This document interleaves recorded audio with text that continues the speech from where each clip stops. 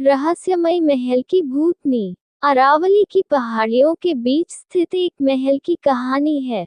इस महल का नाम था चंद्र महल और यह अपने अद्वितीय वास्तुकला और अद्भुत कला के कारण प्रसिद्ध था। लेकिन सालों से ये भी मशहूर था अपनी भूतिया कहानियों के लिए।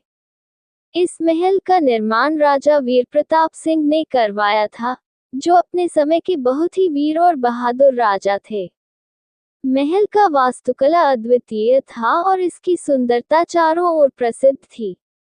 लेकिन एक दुर्भाग्यपूर्ण घटना ने इस महल को अभिशापित कर दिया। राजा वीर प्रताप सिंह की बेटी राजकुमारी मृदुला अपनी सुंदरता और ज्ञान के कारण प्रसिद्ध थी।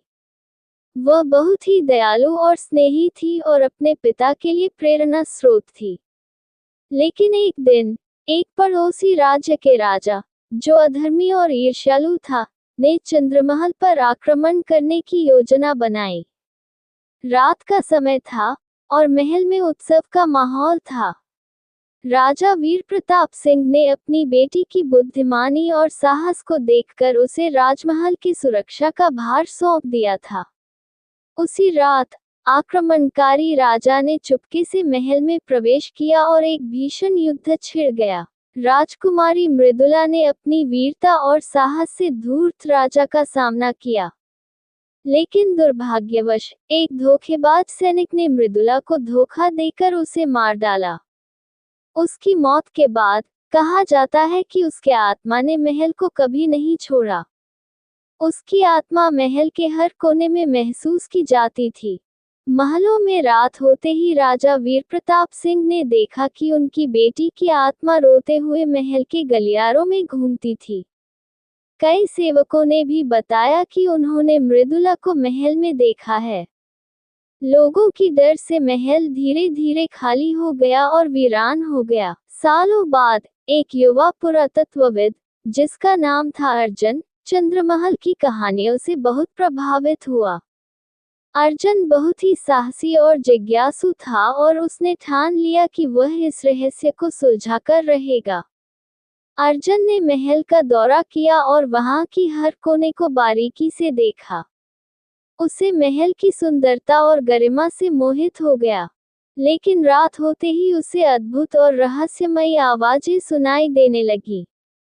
अर्जुन निडर था, उसने उन आवाजों का पीछा करना शुरू किया। रात के बीच अर्जुन ने राजकुमारी मृदुला की आत्मा को देखा। वह आत्मा ध्वस्त और पीड़ित दिखाई दी।